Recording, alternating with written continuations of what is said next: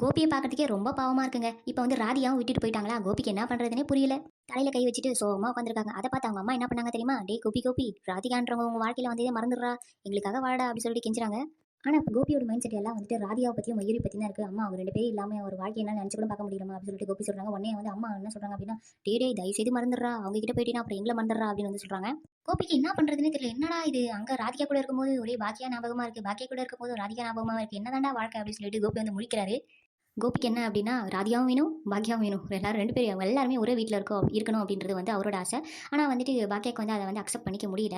So இந்த சீரியல சீக்கிரம் முடிங்கடா. எங்களாலயும் இந்த கான்செப்ட்ட வந்து அக்செப்ட் பண்ணிக்கவே முடியல அப்படின்றது தான் வந்து மக்களுடைய பெரும்பாலானுடைய கருத்தா இருக்கு. இந்த சீரியல் முடிய போகுது அப்படின்றதையும் பேசிட்டு இருக்காங்க. ஸோ எப்படி கொண்டு போய் முடிக்க போறாங்க? ராதிகா கூட சேர்த்து வைக்க போறாங்களா? இல்ல பாக்கியா கூட சேர்த்து வைக்க போறாங்களா? இல்ல எல்லாரும் ஒரே குடும்பமா வாழ போறாங்களா? அப்படின்றத வந்து வெயிட் பண்ணி பார்க்கலாம். ஸோ உங்களுக்கு என்ன தோணுது இந்த சீரியல பத்தி?